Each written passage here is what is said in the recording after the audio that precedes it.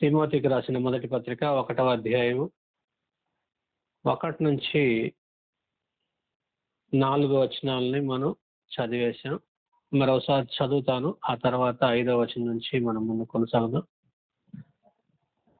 మన రక్షకుడైన దేవుని యొక్కయు మన నిరీక్షణ అయిన క్రీస్తు యేసు యొక్కయు ఆజ్ఞ ప్రకారము క్రీస్తు యేసు యొక్క అపోస్తలుడైన పౌలు విశ్వాసమును బట్టి నిజమైన కుమారుడు తిమోతికి శుభమని చెప్పి రాయినది. తండ్రి అయిన దేవుని నుండి మన ప్రభువైన క్రీస్తు యేసు నుండి కృపయు కనికరము సమాధానము నీకు కలుగును గాక. నేను మాసిదోనియాకు వెళ్ళుచుండగా సత్యమునకు భిన్నమైన బోధ చేయవద్దనియు, పాయింట్ నెంబర్ 1, సత్యమునకు భిన్నమైన బోధ చేయవద్దనియు. సత్యానికి భిన్నమైన బోధ ఒకటి ఉంటుందనే సంగతి చాలా మంది తెలియదు. ఎవరు చెప్పినా దేవుని వాక్యమే కదా బ్రదర్ అనేవాళ్ళు ఉన్నారు. ఇది అమాయకత్వంతో కూడిన రిప్లై అన్నమాట. ఎవరు చెప్పినా దేవుని వాక్యమే అనేది గ్రంథం తెలియక అమాయకంగా మాట్లాడే మాటలు. దాన్ని దేవుడు అంగీకరించాడు. అమాయకత్వాన్ని అంగీకరించడు. దేవుణ్ణి ప్రేమించే వ్యక్తి ఎలా ప్రేమించాలో గ్రంథం చెప్పింది. గ్రంథ ప్రకారం ప్రేమించాలి. నాకు అంత తెలివితేటలు లేవు, ఇలాంటి మాటలు పలకూడదు దేవుని దగ్గర. సత్యములకు భిన్నమైన బోధ చేయవద్దనియు, చేసేవాళ్ళు ఉన్నారు కాబట్టి చేయవద్దనియు, కల్పన కథలను మితము లేని వంశావళులను, కల్పన కథలు చెప్పే వాళ్ళు చాలా మంది ఉన్నారు. ఇప్పుడు దానికి ప్రస్తుత తరంలో ఉన్న పేరు ఏంటంటే సాక్ష్యాలు అనే పేరు మీద చెప్తున్నారు. సాక్ష్యాలు అనే పేరు మీద ఈ కథలు ఎక్కువ అల్లుతుంటారు మనుషులు. జరగకపోయినా జరిగినట్టు, జరిగిద్దేమని ఊహించుకొని జరిగినట్టుగా భ్రమించి చెప్పి మనుషులను మభ్యపెట్టే వాళ్ళు చాలా మంది ఉన్నారు. మితము లేని వంశావళి. యూదులకు వంశావళులు చూడటం ఆ గ్రంథ ప్రకారం యూదా మత ప్రకారం అవసరం. దానికి మితం లేదు ఆ వంశావళులకు. ఈ వంశావళి తప్పు ఉంది అంటే, ఆ వంశావళి రాంగ్ ఉంది అంటే, ఆ వంశాలు అంగీకరించబడింది అన్నీ అవసరం లేదు. అది మితము లేని వంశావళి. దానికంటే మితం ఉండదు, అది వదిలేసేయండి అన్నాడు. విశ్వాస సంబంధమైన దేవుని ఏర్పాటుతో కాక, దేవుని ఏర్పాటు విశ్వాస సంబంధమైనది అయి ఉండాలి. దాంతో కాక వివాదములతోనే సంబంధం కలిగి ఉన్నవి. దేవుని ఏర్పాటుతో సంబంధం కలిగి లేదు, అది వివాదాలతో సంబంధం కలిగి ఉన్నవి. కనుక వాటిని లక్ష్య పెట్టవద్దనియు, కొందరికి ఆజ్ఞాపించుటకు నీవు ఎఫెసులో నిలిచి ఉండవాలని నేను హెచ్చరించిన ప్రకారం ఇప్పుడును హెచ్చరించుచున్నాను. సో పౌలు మాసిదోనియాకు వెళ్ళే టైంలో తిమోతిని ఎఫెసులో ఉండమన్నాడు. తను మాసిదోనియా వెళ్ళిపోయాడు. అక్కడి నుంచి పత్రిక రాస్తున్నాడు. ఎఫెసులో నువ్వు నిలిచి ఉండాలి, ఎందుకంటే హెచ్చరించాలి అక్కడ ఉన్న వాళ్ళు. కొందరికి ఏం ఆజ్ఞాపించాలో వాటిని ఆజ్ఞాపించాలి. అలాగనే గతంలో హెచ్చరించిన ప్రకారం మళ్ళా నిన్ను హెచ్చరిస్తున్నాను ఏమని వాళ్ళకి కొన్ని ఆజ్ఞాపించాలని, కొన్ని చేయొద్దని, కొన్ని పట్టించుకోవద్దని, విశ్వాసం సంబంధమైన దేవుని ఏర్పాటు తెలుసుకొని దాని ప్రకారం వెళ్ళమని, నువ్వు వాళ్ళకి ఆజ్ఞాపించాలని నిన్ను హెచ్చరిస్తున్నాను. కాబట్టి 2 పాయింట్లు ఇక్కడ. ఒకటి, తిమోతిని హెచ్చరిస్తున్నాడు పౌలు ఎఫెసులో ఏం చేయాలనే విషయాల్లో. తిమోతి ఎఫెసులో ఉండి వేటి గురించి హెచ్చరించాలో కూడా తిమోతి చేయాల్సిన పనిని పౌలు తిమోతికి చెప్తున్నాడు. ఇది పాయింట్. 5వ వచనం నుండి, తిమోతికి రాసిన మొదటి పత్రిక 1వ అధ్యాయము 5వ వచనం నుండి, ఉపదేశ సారమేదనగా పవిత్ర హృదయం నుండి, 2 మంచి మనస్సాక్షి నుండి, 3 నిష్కపటమైన విశ్వాసం నుండి కలుగు ప్రేమయే. ప్రేమ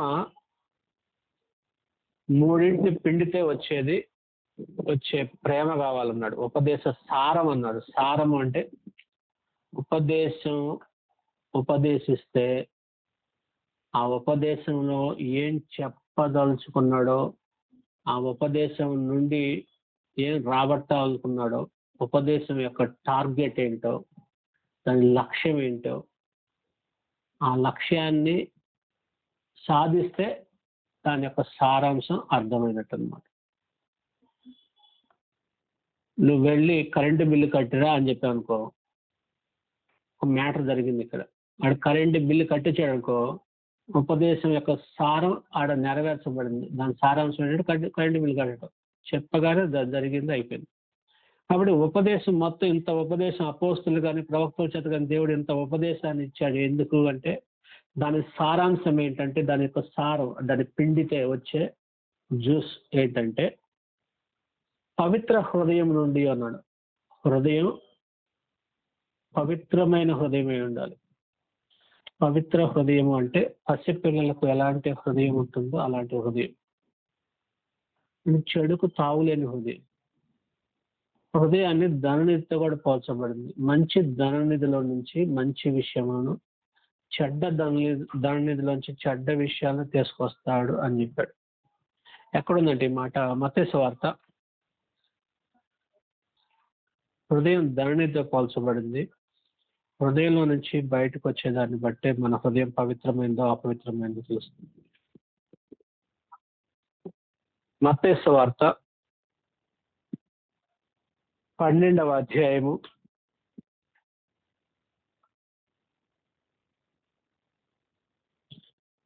33వ వచనం నుండి ఈ విధంగా ఉంది. చెట్టు మంచిదని ఎంచి దాని పండును మంచిదే అని ఎంచుడి, లేదా చెట్టు చెడ్డదని ఎంచి దాని పండు చెడ్డదే అని ఎంచుడి. చెట్టు దాని పండు వలన తెలియబడును. సర్ప సంతానమా, మీరు చెడ్డవారై ఉండి ఎలాగో మంచి మాటలు పలుకగలరు? హృదయం ముందు నిండి ఉండి దాన్ని బట్టి నోరు మాట్లాడను కదా. సజ్జనుడు తన మంచి ధననిధిలో నుండి సద్విషయములను తెచ్చును, దుర్జనుడు తన చెడ్డ ధననిధిలో నుండి దుర్విషయములను తెచ్చును.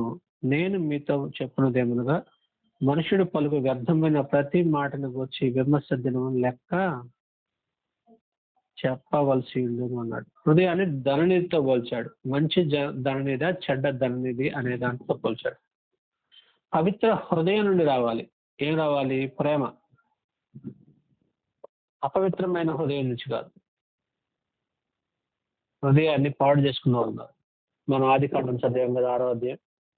హృదయం యొక్క తలంపుల్లోని ఊహంతా ఎల్లప్పుడూ కేవలం చెడ్డదని యెహోవా చూచి, హృదయం యొక్క తలంపులు, ఆలోచనలు, ఊహలు కేవలం చెడ్డది. కేవలం అంటే మంచిదనేది లేదా అంటే లేదట. కేవలం చెడ్డదని యెహోవా చూచి, అంటే చెడు హృదయం, చెడు తలంపులు, చెడు ఊహలు, చెడు ఆలోచనలు కలిగిన హృదయం ప్రేమని ఇవ్వలేదు. కాబట్టి పవిత్ర హృదయం అయి ఉండాలి. వైరస్ అంటకూడదు దానికి. ప్యూర్గా ఉండాలన్నమాట. నెంబర్ 2, మంచి మనస్సాక్షి నుండి అన్నాడు. మంచి మనస్సాక్షి. మనస్సాక్షి చేసే పని ఏంటంటే చెడు, మంచి ఈ రెండింటి వ్యత్యాసం చూపించగలిగేది మనస్సాక్షి. మనస్సాక్షి అనేది ఒక రకంగా చెప్పాలంటే జడ్జి లాగా పనిచేస్తుంటుంది మనలో దేవుడు మనస్సాక్షిని ఇచ్చాడు. మనం చేసే పని చెడ్డదో మంచిదో తెలియజేసేది మనస్సాక్షి. ఆ మనస్సాక్షిలో కూడా రకాలు ఉన్నాయి. ఏంటి మనస్సాక్షిలో ఉండే రకాలు అంటే, 1వ అధ్యాయం 5వ వచనంలో మంచి మనస్సాక్షి ఉన్నాడు కదా.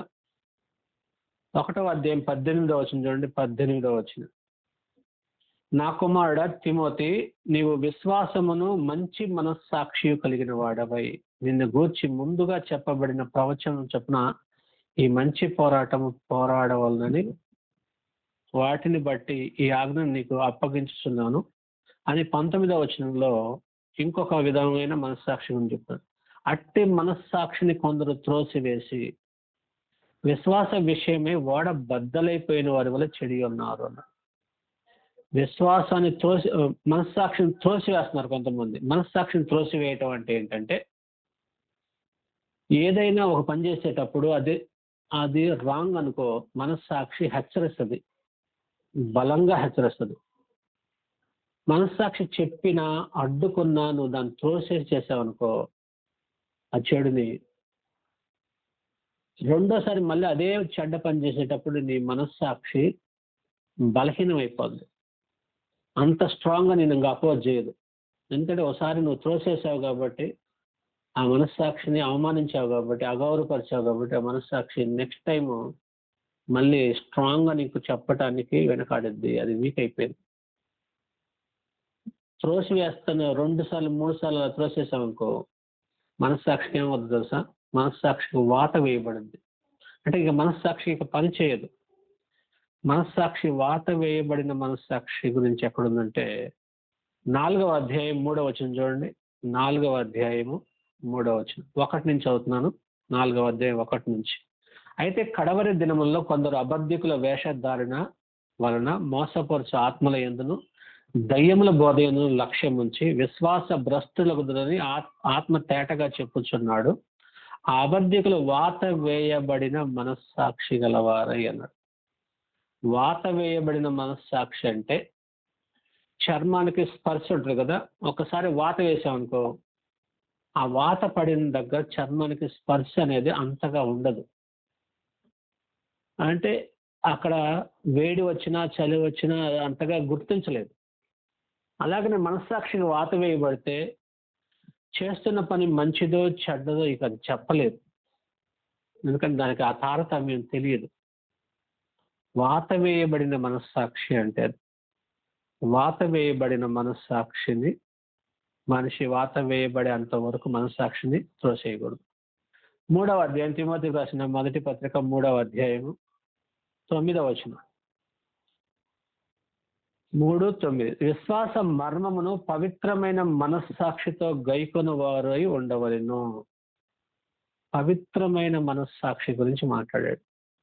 విశ్వాస మర్మాన్ని పవిత్రమైన మనస్సాక్షితో, పవిత్రమైన మనస్సాక్షి అంటే కల్మషం లేని, ఈర్ష్య, ద్వేషం, అసూయ, కుళ్ళు, కపటం, పక్షపాతం ఇలాంటివి ఏమీ లేకుండా ఉండాలి. పవిత్రంగా, ప్యూర్. దాంట్లో ఏది కల్తీ కలిసి ఉండకూడదు. ఏ దురాలోచనలో, చెడాలోచనలో, వక్ర బుద్ధో ఏదో దానికి యాడై ఉండకూడదు. పవిత్రమైన హృదయం, పవిత్రమైన మనస్సాక్షి. కాబట్టి ఉపదేశ సారం ఏంటంటే పవిత్రమైన హృదయం నుండి, మంచి మనస్సాక్షి నుండి, నిష్కపటమైన విశ్వాసము. విశ్వాసంలో కూడా కపటం ఉంటుందా? ఎస్, విశ్వాసంలో కూడా కపటం ఉంటుంది. విశ్వసిస్తున్నట్టే ఉంటారు, పైకి విశ్వాసుల వలె ఉంటారు, కానీ విశ్వసించినట్టుగా బతకరు. కపటం, నటన. ఎలా ఉంటుందంటే వీళ్ళది నటన. చర్చికి వెళ్ళేటప్పుడు బైబిల్ పట్టుకోగానే భక్తి అనేది ఒక మేకప్ తయారవుద్ది. ఆత్మకి భక్తి అనే మేకప్ వేసుకుంటారు. ఇక మృదువుగా మాట్లాడటం, ప్రేమగా మాట్లాడటం, గౌరవంగా మాట్లాడేటప్పుడు ఆచితూచి మాట్లాడటం, ఇవన్నీ చర్చి ఎంటర్ అవటంతోనే బైబిల్ పట్టుకొని అక్కడ రాగానే పూర్తిగా ఒక భక్తి సంబంధమైన, అంటే భక్తి కలిగిన వాడితోనే భక్తిగా ఉన్నట్టు, బయటికి రాగానే బయట వాళ్ళలాగా మెంటాలిటీ కలిగి ఉండటం అనేది ఇది కపటంతో కూడిన విశ్వాసం. ఈ విశ్వాసంలో నిష్కపటం లేదు, కపటం ఉంది. విశ్వాసం ఎందుకు విశ్వసిస్తున్నావు? ఇస్కరియోతు ఎందుకు యేసుక్రీస్తుని విశ్వసించాడు? ఇస్కరియోతు విశ్వాసంలో కపటం ఉంది. గేహజీ ఎలీషాను ఎందుకు వెంబడిస్తున్నాడు? విశ్వాసంలో కపటం ఉంది, నటన ఉంది. వాళ్ళు వేరే దాని కొరకు వచ్చారనమాట దేవుని దగ్గర. దేవుని ప్రజలతో విశ్వాసంతో, కపటమైన విశ్వాసంతో ఉన్నారు. ఇశ్రాయేలీయులు ఐగుప్తులోంచి బయటకు వచ్చినప్పుడు మోషే, యెహోషువ, కాలేబు లాంటి భక్తి కలిగిన మనుషులతో ప్రయాణం చేస్తున్నారు వాళ్ళు. కానీ వాళ్ళు అరణ్యంలో రాలిపోయారు. కారణం ఏంటో తెలుసా? నిష్కపటమైన విశ్వాసం లేకపోవటం. వాళ్ళ విశ్వాసం కపటంతో కూడింది. ఏదో ఆశించి ఏదో ఇస్తేనే భక్తి చేస్తాం, లేకపోతే భక్తి చేయమనే ధోరణి. నువ్వు మాకు ఇవ్వలేదుగా, ఎందుకు చేయాలి అని దేవుని శోధించటం. చాలా మంది ప్రార్థనలో అంతే శోధిస్తుంటారు. అది ఇవ్వు, ఇది ఇవ్వు, అది చేయి, ఇది చేయి అని. అవి అవ్వకపోతే విశ్వాసం ఎటుపోద్దో తెలియదు. అంటే దేవుడు నీకు ప్రార్థన చేసినప్పుడు నువ్వు ఇస్తూ ఉంటే నీ విశ్వాసం కొనసాగించడం పెద్ద కష్టమైన పని కాదు. కానీ నువ్వు ఎంత అడిగినా నీకు దయచేయబట్టలేదు అనుకో, అప్పుడు నువ్వు నిజంగా నిలబడి ఉంటావా లేదా అని నీ విశ్వాసం పరీక్షించబడుద్ది. నీ కపటమైన విశ్వాసం అనుకో వెళ్ళిపోద్ది. యేసుక్రీస్తుని పోయిన వారం చెప్పినట్టున్నాను, యేసుక్రీస్తుని వెంబడించారు అనేక మంది శిష్యులు. ఆయన 5 రొట్టెలు 2 చేపల్ని వేల మందికి పంచాడు. చివరికి 12 గంపలు కూడా ఇంకా మిగిలి ఉన్నాయి. అది చూసిన తర్వాత యేసుక్రీస్తు వెంబడి పరిగెత్తున్నారు.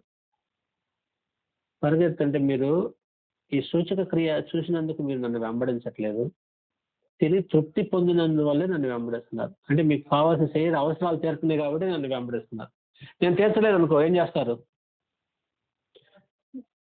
తీర్చడం ఆపేసా అనుకో, మనకు అన్నం పెట్టలేడు ఎడితో మనకెందుకు అని పారిపోతారు కదా. కల్వరి శిలువలో దగ్గర ఏమైంది? యేసుక్రీస్తుని బంధించినప్పుడు ఏమైంది? మనుషులు ఎటుపోయారు? చెల్లాచెదరైపోయారు. విశ్వాసంలో కపటం, వెంబడించటంలో దురుద్దేశం ఉంది. ఏదో ప్రాఫిటబుల్ ఉంటే తప్ప విశ్వాసం కలిగి ఉండటానికి ఆలోచన ఉండదు మనుషులకి. ఇది కపటంతో కూడిన విశ్వాసం. కానీ ఉండాల్సింది అనేది నిష్కపటమైన విశ్వాసము నుండి కలుగు ప్రేమయే. మూడింటి నుంచి కలగాలంట. 1 పవిత్ర హృదయం, 2 మనస్సాక్షి, 3 నిష్కపటమైన విశ్వాసం. దీని నుండి కలిగే ప్రేమయే ప్రేమ. ప్రేమ గురించి చెప్పాడు, వీటి నుంచి కలగాలి. ప్రేమించటం అనేది అల్టిమేట్. బైబిల్లో మనకు చెప్పేది, బైబిల్ యొక్క సారాంశమే ప్రేమ. ఉపదేశ సారం అంటే ప్రేమ అన్నాడు.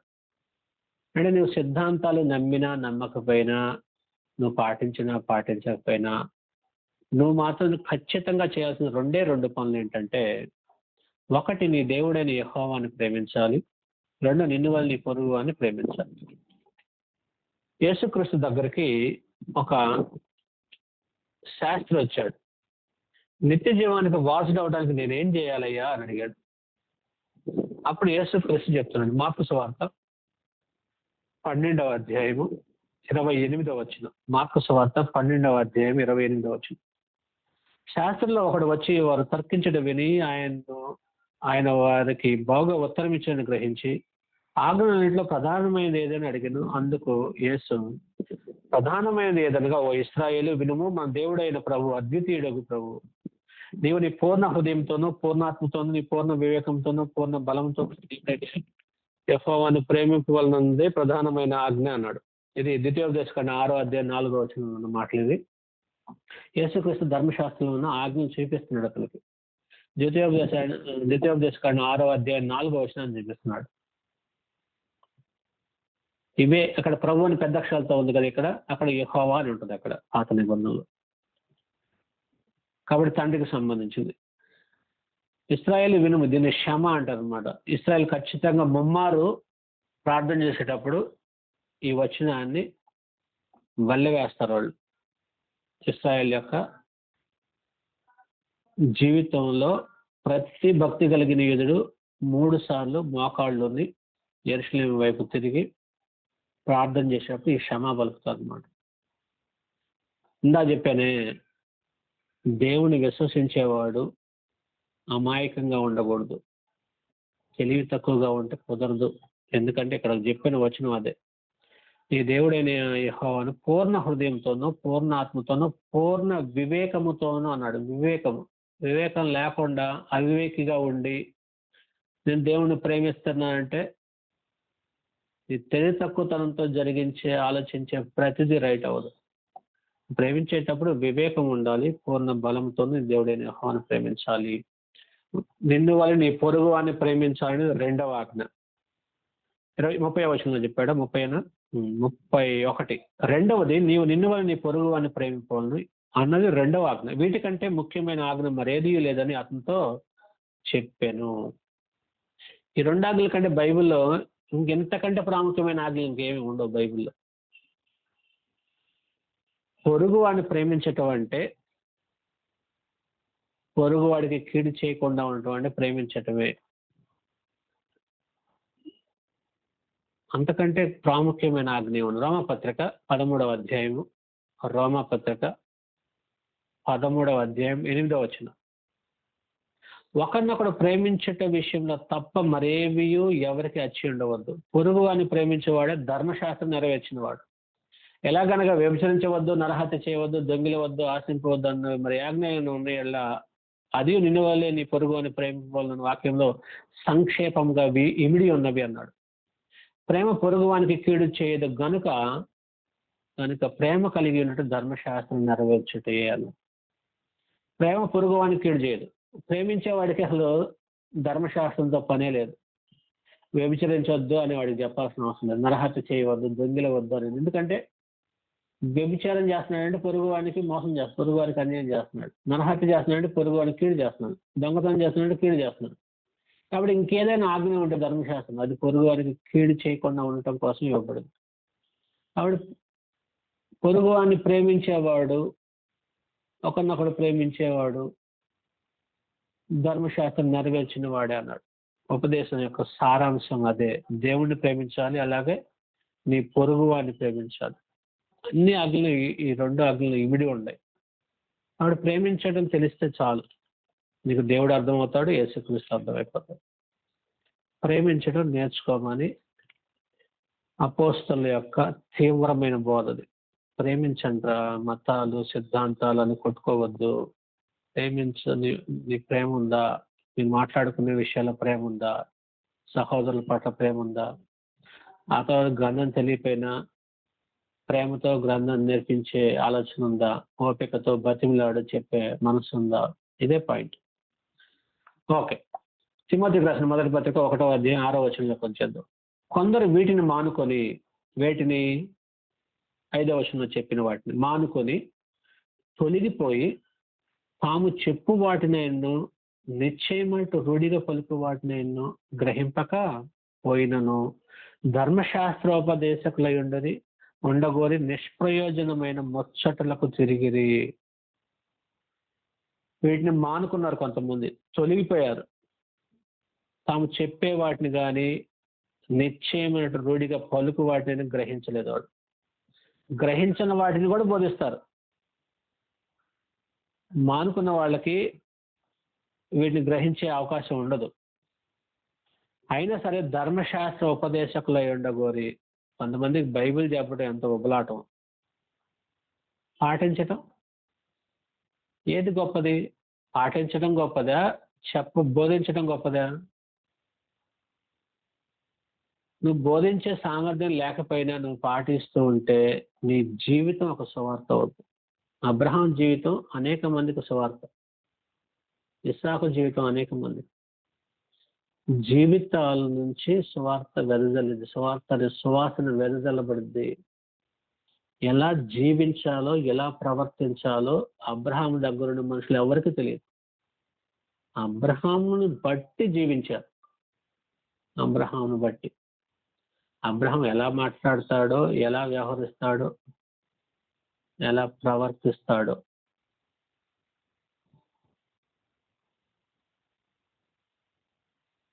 అలా అలా చూసి నేర్చుకున్నారు. బోధ వల్ల నేర్చుకునే దానికంటే చూసి నేర్చుకోవటం గొప్ప విషయం. చిన్నపిల్లలు ఉన్నారు, మనం ఏం చేస్తే వాటిని ఆటోమేటిక్గా అనుకరిస్తారు. మన ఇంట్లో పిల్లలు మనం చెప్పేదాన్ని వాళ్ళు పట్టించుకోరు, మనం చేసేదాన్ని మాత్రం అది స్లో పాయిజన్ లాగా వాళ్ళకి అలవాటు అవుద్ది, హ్యాబిచువల్ అవుద్ది. మన అలవాట్లే వాళ్ళకి అలవాట్లు అవుతాయి. మనం ఉదయం బ్రష్ చేయటం చూసామంటే వాళ్ళు బ్రష్ చేస్తారు, ఉదయం ప్రార్థన చేయటం చూసామంటే వాళ్ళు చేస్తారు, ఉదయం ఎర్లీ మార్నింగ్ లేచామంటే వాళ్ళు లేస్తారు. టైం తీసుకున్నా సరే వాళ్ళకి అనిపిస్తుంది, ఇంట్లో తల్లిదండ్రులు లేస్తున్నారు, మనం కూడా లేవాలి, వాళ్ళు ఈ పని చేస్తున్నారు, మనం చేయాలి, వాళ్ళు ప్రార్థన చేస్తున్నారు, మొండివాడు ఉన్నా సరే చేస్తాడు. కాబట్టి బోధించటం ప్రాముఖ్యమైనది కాదు, జీవించటం ప్రాముఖ్యమైనది. జీవితం బోధ కూడా జీవితం కొరకే. ధర్మశాస్త్రం దేవుడు ఇచ్చాడు కదా, ఒక్కడ కూడా ధర్మశాస్త్రం ప్రకారం ప్రవర్తించిన పాత నిబంధనలు ఎక్కడ లేదు. యేసుక్రీస్తు ధర్మశాస్త్రాన్ని సంపూర్ణంగా జరిగించి నెరవేర్చేంత వరకు ఒక్కడు చేయలేదు. ధర్మశాస్త్రాన్ని సంపూర్ణంగా జరిగించలేదు. యేసుక్రీస్తు జీవితమే వాక్యమై ఉంది. అంటే యేసుక్రీస్తు జీవితాన్ని చూసి అపోస్తలులు నేర్చుకున్నారు.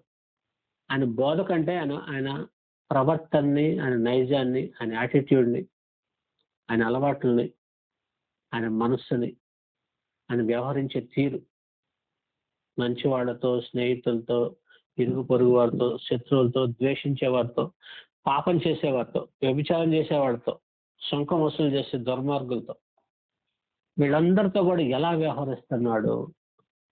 సుంకరులు సహజంగా సుంకరులను పాపులను భావిస్తారు యూదులు, సుంకం వసూలు చేసేవాళ్ళు. కానీ జక్కయ్య ఇంటికి వచ్చేసాడు. పొట్టి జక్కయ్య ఇంటికి యేసుక్రీస్తు వచ్చాడు. వ్యభిచారం చేయడం పట్టబడిస్తే రాళ్ళు తీసుకుని కొట్టాలని మోషే ధర్మశాస్త్రం చెప్పాడు. నీ సంగతి ఏంటని అడిగారు. హక్కును చేసుకున్నాడు యేసుక్రీస్తు. పూర్తిగా డిఫరెంట్గా ఉన్నాడు యూదా మతానికి, యూదా జాతికి, వాళ్ళ మత విధానాలకి. ధర్మశాస్త్ర ప్రకారం వాళ్ళు నీతిమంతులుగా బతకడం కోసం తాపత్రయపడుతున్నారు, కానీ ప్రేమించడం తెలియలేదు వాళ్ళకి. అంటే మతంలో ప్రేమించడం అనేది మరుగైపోద్ది. కాబట్టి ధర్మశాస్త్ర ఉపదేశకులుగా ఉండబోతున్న ఉబలాటం ఉంది తప్ప ప్రేమ చూపించి జీవితం ద్వారా మనుషులను సంపాదించే కార్యక్రమం లేదు. వాటి నుంచి ఎప్పుడో తొలగిపోయి ఏంటంటే బోధిస్తున్నాను అనమాట. 8వ వచనం, ఆయనను శ్రీమంతుడకు దేవుడు నాకు అప్పగించిన ఆయన మహిమగల సువార్త ప్రకారము. ఎందుకు చెప్పాడంటే ధర్మశాస్త్రం గురించి. ఇక్కడ ధర్మశాస్త్రం కింద ఉన్న యూదులు, ధర్మశాస్త్రాన్ని బోధించే పరిసయ్యులు కానీ, శాస్త్రులు కానీ, అపోస్తలు వెళ్ళి స్వార్థ ప్రకటిస్తున్నా, ఆయన శిష్యులు వెళ్ళి స్వార్థ ప్రకటిస్తున్న వాళ్ళు కన్వర్ట్ అవ్వట్ల, ధర్మశాస్త్రాన్ని అంటుపెట్టుకో ఉన్నారు. వాళ్ళకి ధర్మశాస్త్ర ప్రకారం జీవించటం, ధర్మశాస్త్రం యొక్క సారాంశాన్ని బట్టి ప్రేమించటం అనేది వాళ్ళకి వంట పట్టలేదు. ఎంతసేపటికి మతాచారాలని బాగా జరిగిస్తున్నామా లేదా, అందరికీ అద్భుతంగా గొప్పగా చేసామనేటట్టుగా మనం చేస్తున్నామా లేదా కార్యక్రమాలు, వీటి మీద దృష్టి నిలిపారు. అద్భుతంగా జరిగింది కోటాలు అంటారు కదా, కోటాలు అద్భుతంగా జరిగింది. ఎందుకంటే ఎక్కువ జనసేకరణ జరిగింది, ఎక్కువ ఆర్భాటాలు జరిగింది, అనేక మంది పాల్గొన్నారు, ఉల్లాసంగా కార్యక్రమాలు జరిగింది. అక్కడ ఏదో చెప్పారు, విన్నాం తర్వాత సంగతి. అద్భుతంగా జరిగిందండి, చాలా మంది వచ్చారండి, ఈ చెప్పుకోవడానికి బాగుంటాయి. అలాగే ధర్మశాస్త్ర ఉపదేశకులు కూడా ధర్మశాస్త్రం కింద ఉన్న మత సంబంధమైన యూదులకు ధర్మశాస్త్రం బోధిస్తున్నారు తప్ప క్రీస్తు సువార్తను గ్రహించి క్రీస్తులకు రావట్లేదు. అప్పుడు క్రీస్తులో ఉన్న విశ్వాసులకి పౌలు ఏమంటాడంటే 8వ వచనం, ఆయనను శ్రీమంతుడగు దేవుడు నాకు అప్పగించిన ఆయన మహిమగల సువార్త ప్రకారం. సువార్తను అప్పగించాడు అపోస్తలుడైన పౌలుకి. ఈ సువార్త ఎలాంటిదట? మహిమగల సువార్త అన్నాడు. మహిమగల సువార్త ఎవరికి అప్పగించాడు? అపోస్తలులకు అప్పగించాడు. ఎవరు? దేవుడు. దేవుడు ఎవరు? శ్రీమంతుడు. ఆ సువార్త ప్రకారం ధర్మశాస్త్రం ఎవరికి అనేది చెప్తున్నాడు. ధర్మశాస్త్రం ఎవరికి అంటే, ధర్మశాస్త్రం అంటే ఏంటో తెలుసుగా? ధర్మశాస్త్రం అంటే మోషే ఐగుప్తు నుంచి ఎర్ర సముద్రం దాటి వచ్చిన తర్వాత సీనాయి పర్వతం దగ్గర ఇశ్రాయేలుకి సీనాయి పర్వతం మీదకి వెళ్ళి 2 పలకలు తీసుకురావడంతో ప్రారంభమైంది ధర్మశాస్త్రం ఇవ్వటం అనేది. 2 పలకల్లో 10 ఆజ్ఞలు ఉండి, ఆ తర్వాత 612 ఆజ్ఞలు ఇచ్చాడు. మొత్తం టోటల్గా 612 ఆజ్ఞలు ధర్మశాస్త్రం సుమారుగా. ఈ ఆజ్ఞలు కలిగింది ధర్మశాస్త్రం. ఈ ధర్మశాస్త్రం వాళ్ళకి ఎందుకు ఇచ్చాడు? వాళ్ళకి ఎందుకు ఇచ్చాడంటే, ధర్మశాస్త్రం ఎలాంటి వారికి ఇచ్చాడంటే ఇశ్రాయేలుకి ఇచ్చాడు. ఇశ్రాయేలు ఎలాంటి స్థితిలో ఉన్నప్పుడు ఇచ్చాడంటే చెప్తున్నాడు, ధర్మశాస్త్రము ధర్మ విరోధులకు. ఎవరికట? ధర్మశాస్త్రము ధర్మ విరోధులకి, ధర్మాన్ని అనుసరించే వారికి కాదు ఇచ్చింది. ధర్మశాస్త్రం ఇచ్చింది ధర్మానికి విరోధంగా ఉన్న వారికి ఇచ్చాడు. 2 అవిధేయులకి. దేనికి అవిధేయత? దేవునికి అవిధేయులైన వాళ్ళకి, దేవునికి లోబడిన వారికి. అవిధేయత అంటే విధేయత చూపించిన వారు, లోబడిన వాళ్ళని ప్రజలకు ఇచ్చాడు. అవిధేయులైన ఇశ్రాయేలుకి ఇచ్చాడు ధర్మశాస్త్రం. నెక్స్ట్ భక్తిహీనులకి, భక్తి పరులకు ఇవ్వాల ధర్మశాస్త్రం. భక్తిహీనులకు, పాపిష్టులకు, పాపం చేసేవారికి, అపవిత్రులకు, పవిత్రత ఎరగని వారికి, పవిత్రత గురించి ఆలోచన తెలియని వారికి, మత దోషకులకు అంటే విశ్వాస సంబంధమైన విశ్వాసాన్ని దూషించేవారికి. మతం అంటే ఇక్కడ విశ్వాసం, ట్రాన్స్లేషన్లో అలాంటి పదం వాడాల్సి వచ్చింది, కానీ మతం అంటే మతం కాదు, విశ్వాసం.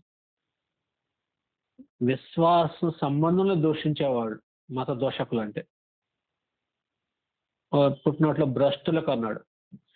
నెక్స్ట్ పితృహంతకులకి, పితృహంతకులకంటే తండ్రులను చంపే వాళ్ళకి. మాతృహంతకులు అంటే తల్లిని చంపే వాళ్ళకి. నరహంతకులు మనుషులు చంపే వాళ్ళకి. వ్యభిచారులకు, వ్యభిచారులకు. నెక్స్ట్ పురుష సంయోగులు, పురుష సంయోగులు అంటే పురుషులు వివాహం చేసుకునే హీనమైన స్థితి అది. మనుష్య చోరులకు, మనుషులను దోచుకునే వారికి. అబద్ధికులు, సత్యం పలకటం చాటగాని వాళ్ళకి, అబద్ధమే ఎప్పుడూ పలికే వాళ్ళకి, అబద్ధం ఆశ్రయించిన వారికి. అప్రమాణికులు, మాట తప్పేవాళ్ళు అనమాట. ప్రమాణం చేసిన మాట మీద నిలబడరు. ప్రమాణం చేసిన అబద్ధం కోసం ప్రమాణం, అబద్ధం చెప్పడం కోసం ప్రమాణం, మోసం చేయటానికే ప్రమాణం చేస్తారు. అంటే ప్రమాణానికి కట్టుబడి ఉంటారు. మోసగాళ్ళు, మోసగాళ్ళు, అప్రమాణికులు. హితబోధకు విరోధి అయిన వాడు అంటే ఆరోగ్యకరమైన బోధకు, మంచి బోధకు ఎవడైతే విరోధి అయినో మరి ఎవడైనా అట్టి వానికి నియమించబడినో ఏంటిది? ధర్మశాస్త్రం. అబ్రహాం ఉన్నాడు, విశ్వాసి కదా. ఇస్సాకు విశ్వాసే, యాకోబు విశ్వాసే. అబ్రహాము కానీ, ఇస్సాకు కానీ, యాకోబు కానీ ధర్మశాస్త్రం దేవుడు ఇవ్వలేదు. అబ్రహామా, నువ్వు నరహత్య చేయొద్దు, నువ్వు దొంగలొద్దు, నువ్వు వ్యభిచరించొద్దు, ఇలాంటి మాటలు, నీ పొరుగు వారిని ఆశించొద్దు అని అబ్రహాముకు ఎందుకు చెప్పలేదు? అబ్రహాం అలాంటి వాడు కాదు. అబ్రహాము విశ్వాసికి ఇవ్వబడలేదు ధర్మశాస్త్రం. ఇలాంటి లక్షణాలు ఉన్న వారికి ఇవ్వబడింది. క్లాస్లో 100కి 100 మార్కులు వచ్చినాయి ఒక పిల్లవాడికి. టీచర్ మిస్ అయ్యి నువ్వు ఇంకా బాగా చదవాలి, ఇది చేయొద్దు, అది చేయొద్దు, ఇక్కడ టైం వేస్ట్ చేయొద్దు, అక్కడ టైం వేస్ట్ చేయొద్దు చెప్పిద్దా? చెప్పదు. ఎందుకంటే వాడు ఆల్రెడీ 100%లో ఉన్నాడు. వాడు ఇవన్నీ చేయట్లేదు కాబట్టి వాడికి 100కు 100 వచ్చింది. మరి ఎవరిని హెచ్చరిస్తారు? సరైన మార్కులు లేని విద్యార్థికి చెప్తారు. ఇక నువ్వు హెచ్చరికలు అనేవి, ఆజ్ఞలు అనేవి, నియమాలు, నిబంధనలు, విధులు అనేవి దేని మీద అయితే మనసు పెట్టలేదో, దేన్నైతే సాధించలేదో దాని గురించి చెప్తారు. అబ్రహాం విశ్వాసకి ఇవ్వలేదు ధర్మశాస్త్రం. పాపం చేసే వాళ్ళకి పాపం అంటే ఏంటో తెలియజేయటం కోసం ధర్మశాస్త్రం ఇవ్వబడింది. కాబట్టి శ్రీమంతుడకు దేవుడు నాకు ఇచ్చిన ఆయన మహిమ గల సువార్త ప్రకారం ధర్మశాస్త్రం ఇలాంటి వారికి అని చెప్పాడు. ఇలాంటి వారికి కాబట్టి అట్టి వానికి నియమింపబడింది, కానీ నీతిమంతునికి నియమింపబడలేదని ఎరిగి. పాయింట్ అర్థమవుతుంది. నీతిమంతునికి నియమింపబడలేదని ఎరిగి, ఎవడైనా ఎరిగి ధర్మానుకూలంగా దాన్ని ఉపయోగించిన ఎడల ధర్మశాస్త్రము మేలైనదని మనం ఎరుగుదము. ధర్మశాస్త్రం ఎటువంటిదట? మేలైంది. ధర్మానుకూలంగా దాన్ని ఉపయోగిస్తే. ఇప్పుడు సువార్త కొత్త నిబంధన కాలంలో మనం ఉన్నాం కదా, ధర్మశాస్త్రాన్ని ఇప్పుడు మనం బోధించవచ్చా? ధర్మశాస్త్రాన్ని ఇప్పుడు కూడా బోధించవచ్చు అంటే ఇప్పుడు కూడా బోధించవచ్చు. ఎవరికి? క్రీస్తులో లేని వారికి, క్రీస్తులోకి రాని వారికి, అంటే లోకంలో ఉన్న వారికి పాపం అంటే ఏంటో తెలియజేయటం కోసం. ఎందుకంటే లోకంలో ఉన్నవారు దేవుని సంబంధులు కాదు, భక్తి పరులు కాదు. ఈ లిస్టులో ఉన్న వాళ్ళలో లోకంలో ఉన్నవారు ఈ లిస్టులో ఉన్నారు. ఇలాంటి వారికి స్వార్థ ప్రకటించినప్పుడు వాళ్ళు విశ్వసించి క్రీస్తుని అంగీకరించి దేవుణ్ణి ఎరిగి క్రీస్తు లోపలికి, అంటే లోకంలో నుండి స్వార్థ వల్ల క్రీస్తులోకి వస్తే, క్రీస్తు రక్తం చేత కడగబడి పాపక్షమాపణ పొందితే వాళ్ళని దేవుడు నీతిమంతులుగా తీరుస్తున్నాడు. నీతిమంతులుగా తీర్చబడిన వారు ఎక్కడ ఉంటారు? క్రీస్తులో ఉంటారు. విశ్వాసులుగా ఉంటారు, పరిశుద్ధులుగా ఉంటారు, నిర్దోషులుగా ఉంటారు, నిరపరాధులుగా ఉంటారు. వాళ్ళు ఉచితంగా దేవుని వల్ల, క్రీస్తు రక్తం వల్ల పొందిన కృపావరం అది. ఎన్నడూ పాపం చేయని వారిగా దేవుడు తీరుస్తున్నాడు క్రీస్తులో. ఇలాంటి వారికి ఏం బోధించాలి మరి? ఇలాంటి వారికి మళ్ళీ తిరిగి ధర్మశాస్త్రం బోధించాలా? 10th పాస్ అయిన తర్వాత ఇంటర్మీడియట్కి వచ్చిన తర్వాత 10th క్లాస్ టెక్స్ట్ బుక్ తీసుకొచ్చి చెప్తే ఎలా ఉంటుంది? ఒకప్పుడు పాపులే, ధర్మవిరోధులే, పురుష సంయోగులే, లేకపోతే ఇది వ్యభిచారులే, నరహంతకులే, మాతృహంతకులే, ఇలాంటి వారికి స్వార్థ ప్రకటించినప్పుడు వాళ్ళు రియలైజ్ అయ్యి, అయ్యో నేనంత భ్రష్టుడిని, నేనంత పాపిష్టుడిని, నా బ్రతుకు ఇలా బ్రతకాలని దేవుడు నన్ను సృష్టించలేదు, ఆయనకు విరుద్ధంగా ఆయన ఎరగకుండా బతికాను, ఇక నుంచి నేను సత్యం మెరిగాను, సత్య సంబంధిగా దేవుడు ఎందుకు పుట్టించాడో ఆ ఉద్దేశ ప్రకారం బ్రతుకుతానని నిర్ణయించుకొని దేవుణ్ణి అనుకున్నాడని యేసుక్రీస్తుని విశ్వసించి క్రీస్తు రక్తం చేత కడగబడి క్రీస్తులకు వచ్చిన తర్వాత ఏం బోధించాలి? క్రొత్త నిబంధన బోధించాలి వాళ్ళకి. క్రొత్త నిబంధన అంటే ఏంటంటే, చెడు చేయొద్దని చెప్పావు, చెడు మానుకోవటం కోసమే క్రీస్తులకు వచ్చారు. గతంలో ఉన్న చెడుతనాన్ని విసర్జించారు, క్రీస్తులకు వచ్చి. ఇప్పుడు ఏం చేయాలి? ఇప్పుడు నీతిగా బ్రతకటం ఏంటో అభ్యాసం చేయాలి. నీతిగా బ్రతకటానికి సంబంధించిన అనుభవాన్ని ఇక గడించాలి. ఇక్కడ నువ్వు నేర్చుకోవాల్సిన సబ్జెక్ట్ ఉంది. 10th క్లాస్ అయిపోయింది, ఆ టెక్స్ట్ బుక్ నీకు అవసరం లేదు, పక్కన పడే. ధర్మశాస్త్రం నుంచి బయటకు వచ్చాను క్రీస్తులోకి, ధర్మశాస్త్రం పక్కన పడే. క్రీస్తులో నువ్వు నేర్చుకోవాల్సిన న్యూ సిలబస్ ఉంది, కొత్త సిలబస్ ఉంది. నీతిమంతులకు ప్రకటించబడే బోధ ఒకటి ఉంది. నీతిమంతులు సత్క్రియలు ఎలా చేయాలో, నీతిగా ఎలా బ్రతకాలో దీనికి సంబంధించింది ముందుంది. కాబట్టి నీతిని గూర్చిన బోధ నువ్వు చేయాలి. కానీ స్వార్థ ప్రకారం ధర్మశాస్త్రం ఎవరికి బోధించాలంటే వారికి అన్నాడు, వారికి బోధించాలి. తిమోతికి రాసిన మొదటి పత్రిక 1వ అధ్యాయం 8 నుంచి 11 వచనాలు, 12వ వచనం. పౌలు తన గురించి చెప్తున్నాడు, పౌలు ఎటువంటి వాడు ఏంటి అనేది. 1 నుంచి 2 వచనాల్లో పరిచయం ఉంది, శుభవచనాలు. 3 నుంచి 11 వచనాల్లో ధర్మశాస్త్రం ఎవరికి ఇవ్వబడింది. అయితే 3 నుంచి 7 వచనాల్లో, 3 నుంచి 5 వచనాల్లో ఉపదేశ సారం అని రాసుకోండి. 6 నుంచి 11 వచనాల్లో ధర్మశాస్త్రం ఎవరికి అని రాసుకోండి. 12వ వచనం. పూర్వము దోషకుడును, హింసకుడును, హానికరుడునైన నన్ను తన పరిచర్యకు నియమించి నమ్మకమైన వానిగా ఎంచినందుకు నన్ను బలపరిచిన మన ప్రభు అయిన క్రీస్తు యేసుకు కృతజ్ఞుడనై ఉన్నాను. తెలియక అవిశ్వాసం వల్ల చేసేది గనుక కనికరింపబడుతుంది. మరియు మన ప్రభు యొక్క కృపయు క్రీస్తు యేసునందున్న విశ్వాసమును ప్రేమయు అత్యధికంగా విస్తరించెను. జనరల్ వి చెప్తున్నాడు పౌలు. తన గురించి ఎందుకు చెప్తున్నాడు ఈ పత్రికలో, తను ఎందుకు మెన్షన్ చేస్తున్నాడు? ఒకప్పుడు నేను భయంకరంగా ఉన్న ధర్మశాస్త్రం కింద ఉన్నప్పుడు దోషకుడిని.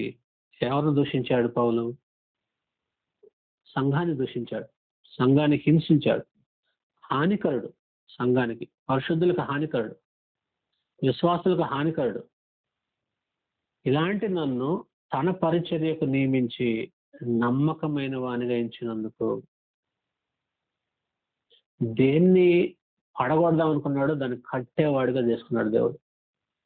పడగొట్టాడు, ఒక సంఘాన్ని పడగొట్టాలని ప్రయత్నం చేశాడు, సంఘాన్ని కట్టిస్తున్నాడు దేవుడు పౌలు చేత. పౌల్ని దేవుడు పరిచర్యకు పిలవటం మాత్రమే కాదు, నమ్మకమైన వానిగా ఎంచినందుకు నమ్మకమైన వాడు ఇతను. అందరూ నమ్మకమైన వాళ్ళు కాదు. అపోస్తలులు అని పేరు పెట్టాడు అనేక మంది శిష్యుల్లో.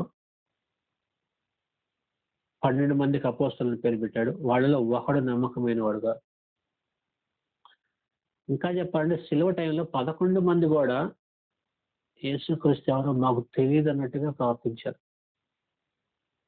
కానీ వాళ్ళు అపనమ్మకస్తులని కాదు, కానీ వాళ్ళు భయపడ్డారు. అది సరిపోలేదు ధైర్యం. యేసుక్రీస్తునే వాళ్ళు కొట్టి బంధిస్తున్నప్పుడు మనమే పాటి వాళ్ళం అని చిన్నపిల్లల్లాగా బెంబెలెత్తిపోయారు. కానీ ఇస్కరియోతు అలా కాదు, డిఫరెంట్. అసలు నమ్మకస్తులు కాదు మొదటి నుంచి. అపోస్తలులో పౌలు నమ్మకమైన వాడుగా ఎంచబడ్డాడు. నన్ను బలపరిచిన మన ప్రభు అయిన క్రీస్తు యేసుకు కృతజ్ఞుడనై ఉన్నాను. కృతజ్ఞత అంటే బలపరిచాడు యేసుక్రీస్తు. బలపరిచిన యేసుక్రీస్తుకి కృతజ్ఞత. కృతజ్ఞత అనే మాటకు అర్థం ఏంటంటే థ్యాంక్స్ చెప్తున్నాడు. ఎందుకు థ్యాంక్స్ అంటే నేను దోషకుడిని, హింసకుడిని, హానికరుడిని. ఇలాంటి వాడు సువార్త అనే అతి ప్రాముఖ్యమైన, విలువైన, పరలోక సంబంధమైన ఒక పిలుపునివ్వటానికి నేను అర్హుడినేనా? కాదు కదా. కానీ నేను కుంచుకుపోతుంటే నన్ను బలపరిచిన వాడు ప్రభువైన యేసుక్రీస్తు. ఆయన బలపరచకపోతే నేను ఈరోజు సువార్తను ఈ విధంగా స్ట్రాంగ్ గా లోకానికి బోధించడానికి వెళ్ళేవాడిని కాదు. కాబట్టి బలపరిచిన వానికి కృతజ్ఞత. స్టూడెంట్స్ టీచర్కి కృతజ్ఞత చెప్పాలి. నేను డల్ స్టూడెంట్ని, నాకు మార్కులు రావట్లేదు, నేను చదివిన అర్థం కావట్లేదు, ఎన్నాళ్ళ నుంచి చదువుతున్నాను నాకు తెలియట్లేదు. పలానా టీచర్ వచ్చాడు, వివరంగా చెప్పాడు, ఆయన వచ్చి చెప్పిన తర్వాత నాకు మంచి మార్కులు వచ్చినాయి, నాకు అర్థమైంది, నేను ఇప్పుడు హయ్యర్ క్లాసెస్లో మిగతా విషయాలు అర్థం చేసుకోగలుగుతున్నాను. గుడ్. దీనికి కారణం ఎవరు? నీ ఎఫర్ట్స్ నీకు ఉన్నాయి, నీ తెలివి, నీ జ్ఞానం కూడా ఉంది. అదే తెలివి అర్థం కానప్పుడు పనిచేయలేదు కదా, నీ శక్తి పనిచేయలేదు కదా, నీ ధైర్యం పనిచేయలేదు కదా. ఇప్పుడు వెనకుండి ఎవరో నీకు సపోర్ట్ ఇవ్వటం వల్ల అవన్నీ వాడుకలోకి వచ్చాయి. అలాగనే యేసుక్రీస్తు వెనకుండి బలపరిచి నిలబెట్టాడు కాబట్టి నేను కృతజ్ఞుడనై ఉన్నాను. కృతజ్ఞత అనేది చాలా ఇంపార్టెంట్. యేసుక్రీస్తు 10 మంది కుష్ఠరోగులు వచ్చారు యేసుక్రీస్తు దగ్గర. అయ్యా అనుకుంటా, మీరు వెళ్ళి మార్గంలో ఉండగానే మీరు వెళ్ళి యాజకునికి కనపరుచుకోండి, మీ కుష్ఠరోగం మీకు బాగవుద్ది, వెళ్ళిపోండి అన్నాడు. వాళ్ళు వెళ్తున్నప్పుడు మార్గ మధ్యలో వాళ్ళ కుష్ఠరోగం బాగైంది. బాగైన తర్వాత వాళ్ళు చేయాల్సిన పని ఏంటి? యేసుక్రీస్తు చెప్పిన ప్రకారం, ధర్మశాస్త్ర ప్రకారం ఏంటంటే బాగైన వాడు కుష్ఠరోగం అంటే పాలెం వెలుపల ఉండాలి, ఊరికి బయట ఉండాల్సిందే.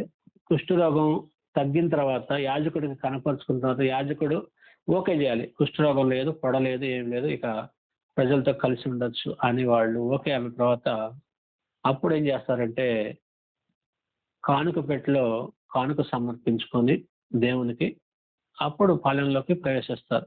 అది ధర్మశాస్త్ర ప్రకారం రూలు. కాబట్టి యాజకుడికి కనపరుచుకో, మీరు వెళ్ళి యాజకుడిని కనపరుచుకోమని చెప్పినప్పుడు 10 మంది వెళ్ళారు. మార్గంలో కుష్ఠరోగం బాగైంది, వెళ్ళిపోయారు.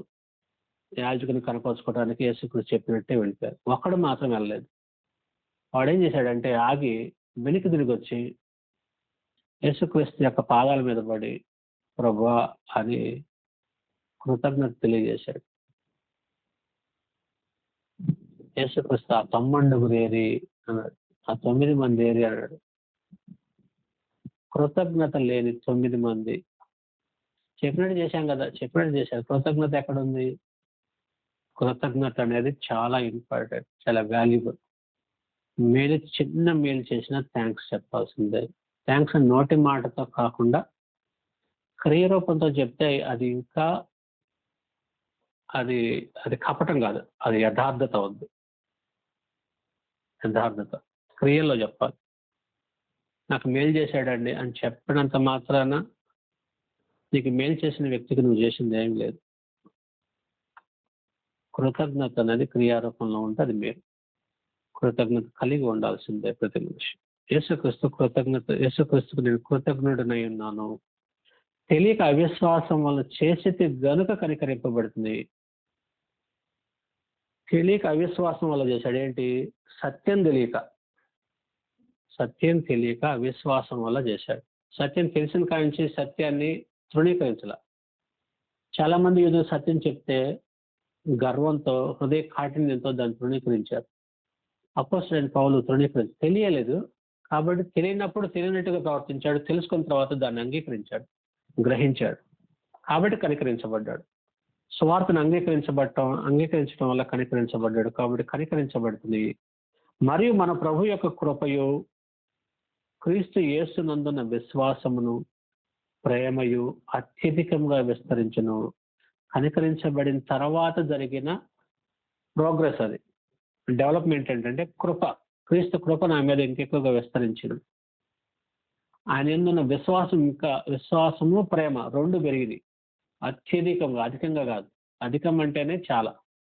అత్యధికంగా విస్తరించింది. ప్రేమ విస్తరించటం అంటే ఎఫెసీ పత్రికలో చెప్పాడు, ప్రేమ యొక్క లోతు ఎత్తు ఎంతో, పొడవు ఎంతో ఎరగాలని. ప్రేమ యొక్క ఎత్తు పొడవు లోతు ఎలా తెలుస్తుంది? ప్రేమిస్తూ ఉంటే తెలుస్తుంది. ప్రేమ యొక్క రుచి ఎరిగితే కానీ తెలియదు. దాని డెప్త్ ఎంత ఉంది, ఎంత డెప్త్ ఉందంటే పౌల్ని ఎగిరి తన్నిన, మొహం మీద గుద్దిన, కోడాలు జులిపించిన, ఒకటి తక్కువ 39 దెబ్బలు కొట్టిన, ఈడ్చి చచ్చిపోయాడని బయటికి లాగేసిన పౌలు వెళ్ళి బతినాడు వాక్యం చెప్తాడు. మళ్ళీ మనల్ని ఒక్కడొక మాట అంటే మరలా వాడి మొహం చూస్తాం మనం. మన ప్రేమ విస్తరించదు. మనది అంత కుంచుకోవద్దు. మన మనస్తత్వం బ్రాడ్ మైండ్ ఉండాలి. చెడు స్వభావం, చెడు బుద్ధి, చెడు తత్వం ఉన్నవాడు వాడు చెడుతనంతో మనతో ప్రవర్తిస్తున్నప్పుడు మనం ప్రేమ చూపించటం అనేది విస్తరించటం. ప్రేమలో విస్తరించటం అంటే ప్రేమ ప్రారంభం అవ్వాలి. అసలు ముందు నిన్ను నువ్వు ప్రేమించుకోవాలి. ఫస్ట్ నిన్ను వల్ల నీ పొరుగు అన్నప్పుడు నీ ఇంటిలో ఉన్న నీ కుటుంబ సభ్యులను ప్రేమించాలి. నీ భార్యని, నీ భర్తని, నీ బిడ్డల్ని, నీ తల్లిదండ్రుల్ని, నీ అక్క చెల్లెల్ని, అన్నదమ్ముల్ని, ఆ తర్వాత నీ ఇరుగు పొరుగు వారు, ఆ తర్వాత నీకు దూరస్తుల్ని, ఆ తర్వాత నిన్ను ద్వేషించేవారు, నిన్ను మోసం చేసిన వారు, నీకు అన్యాయం చేసిన వారు, నీ మీద నింద వేసిన వారు, నిన్ను తృణీకరించిన వారిని. ప్రేమ విస్తరణ అనేది అలా జరిగింది. ప్రేమ ఇంట్లో ప్రారంభం అవ్వకుండా నేను యేసుక్రీస్తులాగా శత్రువుని ప్రేమిస్తాను అనే డైలాగులు చెప్పడం అనేది పిచ్చితనం, అజ్ఞానం, తెలియతక్కువతనం, అమాయకత్వం అలా ఇంకో మాటలు చెప్తాను. అజ్ఞానంతో కూడిన అమాయకత్వం. స్వార్థ పని చేయాలంట కొంతమంది. ఏం చేయాలి తెలుసు? మీ అడవుల్లో, మారుమూల కుగ్రామాల్లో, కాకులతో కారణ్యంలో స్వార్థ చేయాలని నాకు పేడకుండా ఉంది బ్రదర్ అంటారు. అంత దాకా ఇంటోడికి వాక్యం చెప్పావా? అసలు నీ స్నేహితులకు వాక్యం చెప్పావా? నీ చుట్టుపక్కల నీ పొరుగు వారికి ఏమని చెప్పావా? నీ బంధువులకు చెప్పావా? ఎక్కడే నువ్వు చెల్లుబాటు అవ్వలేదు. ఎక్కడో అరణ్యంలో అంట ఇబ్బందులు పడుతూ ప్రయాణాలు చేస్తా అని చెప్తుంటావు గొప్ప మాటలు. ఎందుకు? గొప్ప స్వార్థ చేశాడని జనాలు పొగుడుకోవాలి. అందుకు తెంగని మనుషులు చాలా మంది ఉన్నారు ఇలాంటి. ఇంట్లో వాళ్ళని సంరక్షించుకోలేడు కానీ చుట్టుపక్కల బంధువులు, స్నేహితులకు నువ్వు ఎరిగిన సత్యాన్ని ఓపికతో, సహనంతో వాళ్ళు తృణీకరించిన 10 సార్లు వద్దన్న 11వ సారి బతిమలాడి చెప్పే ఓపిక లేదు కానీ నీకు. ఎక్కడో తపస్సు చేస్తాడట స్వార్థ. ఇలాంటి మనుషులు డాంబికాలకు పోయే వాళ్ళు చాలా మంది ఉన్నారు. ప్రేమ విస్తరించాలి. మొదట ప్రేమ విస్తరించాలి. 15వ వచనం. 15 పాపులను రక్షించుటకు క్రీస్తు యేసు లోకమునకు వచ్చిన వాక్యము నమ్మదగినది, పూర్ణాంగీకారమునకు యోగ్యమైనది ఉన్నది. అట్టి వారిలో నేను ప్రధానుడను అన్నాడు. ఎవరిని రక్షించడానికి క్రీస్తు యేసు వచ్చాడు? ఎందుకన్నాడు ఈ పౌలు ఈ మాట ఇప్పుడు తిమోతితో? ఇక్కడ మనం ఎప్పుడైనా ఒక పదప్రయోగం, ఒక విషయాన్ని మాట్లాడుతున్నాడంటే అక్కడున్న పరిస్థితులు ఏంటో మనం అంచనా వేయాలి. అప్పటి పరిస్థితి ఏంటంటే యేసుని క్రీస్తుగా నమ్మట్లేదు యూదులు. పాపులను రక్షించటానికి దేవుడు తన మెస్సియాని పంపించాడు అనే దాన్ని వాళ్ళు యాక్సెప్ట్ చేయలేని స్థితిలో ఉంది ఆ కాలం. అపోస్తలులు తీవ్రంగా పోరాడేది దాని మీదే. యేసే క్రీస్తు మన మెస్సియా వచ్చాడు, మన కోసం భూమి మీద జీవించాడు, దేవుడు అనుగ్రహించాడు, ఆయన మృతుల్లోంచి లేపబడ్డాడు, దేవుడు ఆయన డిక్లేర్ చేసి మనకు ప్రభుగా క్రీస్తుగా డిక్లేర్ చేశాడు అని ప్రకటిస్తుంటే యూదులు నో, ఇంకా రాలేదు, యేసుక్రీస్తు ఇంకా రాలేదు. ఆయన ఆయన రాకడ కోసం చూస్తున్నాం మేము. ఈ వచ్చిన వాడు క్రీస్తు కాదు, చంపేశాం అందుకే. మళ్ళీ మీరు మాట్లాడితే మిమ్మల్ని కూడా చంపేస్తాం. ఇది వాళ్ళ ధోరణి, యూదుల యొక్క ధోరణి. అపోస్తలతో కానీ, అపోస్తల తర్వాత వచ్చిన వాళ్ళ శిష్యులతో కానీ, ఆదిమ క్రైస్తవులకు కానీ యూదులకు మధ్య పోరాటం ఇదే. అందుకని పౌలు స్ట్రెస్ చేసి చెప్తున్నాడు, పాపులను రక్షించేటకు క్రీస్తు యేసు లోకమునకు వచ్చినను వాక్యము నమ్మదగినది, పూర్ణాంగీకారమునకు యోగ్యమైనది అయి ఉన్నది. అది నమ్మదగింది ఆ వాక్యం. అది మోసపూరితమైన వాక్యం కాదు, మాయమాట కాదు. అది యేసుక్రీస్తు అవునని చెప్పి కాదనే వాడు కాదు.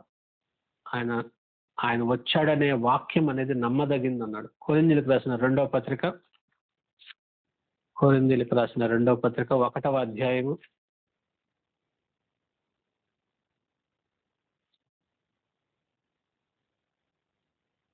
18వ వచనం. 18 నుంచి 2వ పత్రిక 1వ అధ్యాయం 18 నుంచి. దేవుడు నమ్మదగిన వాడు గనుక మేము మీకు చెప్పిన వాక్యం అవునని చెప్పి కాదన్నట్టుగా ఉండలేదు అన్నారు. నమ్మదగిన వాడు ఎవరు? దేవుడు. Point number 1. పాయింట్ నెంబర్ 2, మేము చెప్పిన వాక్యం నమ్మదగినది అని చెప్తున్నాడు. దానికి ఏమన్నాడంటే, మేము మీకు చెప్పిన వాక్యం అవునని చెప్పి కాదన్నట్టుగా ఉండలేదు. 19వ వచనం, మా చేతను అనగా నా చేతను, సిల్వాను చేతను, తిమోతి చేతను మీలో ప్రకటింపబడిన దేవుని కుమారుడు యేసు క్రీస్తు అవునని చెప్పి కాదను వాడై ఉండలేదు, కానీ ఆయన అవునను వాడై ఉన్నాడు. దేవుని వాగ్దానాలు ఎన్ని అయినా అన్నీ క్రీస్తునందు అవునన్నట్టుగానే ఉన్నవి గనుక మా ద్వారా దేవునికి మహిమ కలుగటకై అవి ఆయన వలన నిశ్చయములై ఉన్నవి అన్నాడు. నిశ్చయములై ఉన్నవి అంటే దేవుడు నమ్మదగిన వాడు, మా చేత చెప్పబడిన వాక్యము నమ్మదగింది, దేవుడిచ్చిన వాగ్దానాలు నమ్మదగినవి, దేవుని కుమారుడైన క్రీస్తు అని ఆయన కాదన్నవాడు కాదు, అవునన్నవాడే. యేసే క్రీస్తు, ఆయన అవునన్నవాడే ఉన్నాడు. నమ్మదగిన మాటలు ఇవి. కాబట్టి ఆ వాగ్దానాలు ఎన్నున్నా సరే అవన్నీ అవునన్నట్టుగా ఉండే కానీ కాదన్నట్టుగా లేవు అంటున్నాడు. ఇక్కడ కూడా తిమోతితో కూడా పౌలు ఏమంటాడంటే, క్రీస్తు యేసు లోకానికి వచ్చాడు పాపం రక్షించడానికి అనే మాట, అనే వాక్యము నమ్మదగింది. అనుమానం ఉంది కొంతమంది యూదులకి. క్రీస్తులోకి వచ్చిన తర్వాత కూడా నిజంగా మెస్సియేనా, నిజమేనా అంటావా, నమ్మొచ్చా? ఎందుకు వచ్చిన కూడా మన యోధ మతం, మన ఆచారాలు, మన సిస్టమ్ అని మనం ఇది చేసుకోకుండా అవన్నీ వదిలేసి క్రీస్తు ఏనే మెస్సియా అని వచ్చాం, ఇది నమ్మొచ్చా లేదో అనుమానం, డౌట్. చాలా మందికి వాక్యం నమ్మే పరిస్థితి ఉండదు, ఎందుకంటే దాన్ని గ్రహించలేరు కాబట్టి నమ్మరు. గ్రహింపగలగాలి నమ్మాలంటే. ఇది సత్యమని రూఢీపరచుకోవాలి. యేసే క్రీస్తు అని ఆయన పాపుల కొరకు కలవలసిలో చనిపోయాడని, దేవుడు ఆయన్ని బలిగా అర్పించాడని నమ్మాలి. అలా నమ్మిన వారిలో నేను ప్రధానుడను అన్నాడు. అట్టి వారిలో నేను ప్రధానుడను. ఎట్టి వారిలో? ఎవరినైతే రక్షించడానికి వచ్చాడో ఆ రక్షించబడవలసిన గుంపులో నేను ప్రధానుడిని, పాపుల్లో ప్రధానుడిని అన్నాడు అనమాట. పాపులు రక్షించడానికి క్రీస్తు చేసి వచ్చాడు, అట్టి వారిలో నేను ప్రధానుడిని. అట్టి వారిలో 16, ఆయనను నిత్య జీవము నిమిత్తము తనను విశ్వసింపబోవానికి నేను మాదిరిగా ఉండలాగున యేసుక్రీస్తు తన పూర్ణమైన దీర్ఘశాంతము ఆ ప్రధాన పాపి నేను నా యందు కనపరిచినట్లు నేను కనికరింపబడుతుంది. ఎవరికి మాదిరట? నిత్య జీవం నిమిత్తము తనను విశ్వసింపబోయే వారికి. అంటే యేసుక్రీస్తుని ఎవరైతే నిత్య జీవం కోసం విశ్వసిస్తారో వారికి పౌలు మాదిరిగా ఉండాలట. వాళ్ళకి నేను క్రీస్తుని పోలి నడుచుకున్నారు, మీరు నన్ను పోలి నడుచుకోమంటున్నాడు కదా. ఎందుకు? మాదిరిగా ఉంటాను. మాదిరి. అబ్రహాం కాలంలో ఆనాటి ప్రజలకి దేవుని ప్రతినిధిగా ఎలా బ్రతకాలి, ఎవరి మాదిరి అంటే అబ్రహాం మాదిరి. ఇస్సాకు కాలంలో ఇస్సాకు, యాకోబు కాలంలో యాకోబు, ఇస్రాయేల్ కాలంలో భక్తి పరులైన మనుషులు. ఇప్పుడు ప్రభువైన యేసుక్రీస్తు మాదిరి. యేసుక్రీస్తు తర్వాత ఎవరి మాదిరి? ఆయన అపోస్తలు. ఫిలిప్పీలకు రాసిన పత్రిక పౌలు చెప్తున్నాడు. ఫిలిప్పీలకు రాసిన పత్రిక 3వ అధ్యాయము, ఫిలిప్పీ పత్రిక 3వ అధ్యాయము 17వ వచనం. 17, సహోదరులారా మీరు నన్ను పోలి నడుచుకోండి, నేను మీకు మాదిరి అయ్యున్న ప్రకారము నడుచుకుని వాడిని గురిపెట్టి చూడండి అన్నాడు. మీరు నన్ను పోలి నడుచుకోమంటున్నాడు పౌలు. నన్ను పోలి. Point number 1. పాయింట్ నెంబర్ 2, మేము మీకు మాదిరి అయి ఉన్న ప్రకారం నడుచుకొని వారిని గురిపెట్టి చూడండి అన్నాడు. అంటే మీ సంఘంలో మేము ఎలాగైతే మీకు మాదిరి అయి ఉన్నామో అలాంటి వారు మీ సంఘంలో కూడా ఉన్నారు. వారిని గురిపెట్టి చూడండి, వాళ్ళు మీకు మాదిరి అన్నాడు అనమాట. మాదిరి. మాదిరి అంటే ఎగ్జాంపుల్. ఎలా బ్రతకాలో, ఎలా మాట్లాడకూడదో, ఎలా ప్రవర్తించకూడదో, ఎలా ఉండకూడదో, ఎలా ఉండాలో, ఎలా మాట్లాడాలో, అన్ని విషయాల్లో ఎగ్జాంపుల్గా ఎవరైతే కనపడుతున్నారో వారిని గురిపెట్టి చూడండి. గురిపెట్టి చూడండి. లైఫ్ ఇంప్లికేషన్ అనమాట ఇది. అంటే జీవితాన్ని అప్లై చేసుకోండి. మీరు నేర్చుకోండి. మీ తోటి విశ్వాసుల దగ్గర, మీకు సీనియర్స్ ఉంటారు సంఘంలో సభ్యులు, వాళ్ళ జీవితాలు ఆదర్శప్రాయంగా ఉంటాయి. వాళ్ళు గౌరవింపదగిన వ్యక్తులుగా కనపడుతుంటారు. వారిని గురిపెట్టి చూడండి. ప్రవర్తన విషయంలో వారిని గురిపెట్టండి. కాబట్టి నేను నిత్యజీవం కోసం ఎవరైతే విశ్వసిస్తున్నారో వారికి మాదిరిగా ఉండటానికి దేవుడు నన్ను కనికరించి ఆ ప్రధాన పాత్ర నన్ను ఎన్నుకున్నాడు, నన్ను నిలబెట్టుకున్నాడు అని పౌలు చెప్తున్నాడు. నిజంగా చెప్పుకున్నట్టే పౌలు బతికాడు. అది పౌలు యొక్క స్టాండర్డ్. ఓకే, మిగతా విషయాలు మనం అంటే 17వ వచనం కాడ కొద్దిసేపు అవుదాం. అది వచ్చే వారం ఆ సబ్జెక్ట్ చెప్తాను. అద్వితీయ దేవుడు అనే పాయింట్ మీద కొంత నిలబడదాం. అద్వితీయ దేవుడు అంటే ఏంటనేది, ఆ దేవుడు ఎటువంటి వాడు అనేది కూడా మనం చూద్దాం. తిమోతికి రాసిన మొదటి పత్రిక 1వ అధ్యాయం 17వ వచనాన్ని వచ్చే శుక్రవారం నేను దాన్ని వివరిస్తాను. దాని మీద నిలబడాలి. ఎందుకంటే కొంతమందికి అక్షయుడు అదృశ్యుడు అంటే అర్థం కావట్లేదు. చాలామంది క్రైస్తవ బోధకులే దీంట్లో కొంచెం పొరపడుతున్నారు. ఆ పొరపాటును దిద్దే కార్యక్రమం జరగాలి.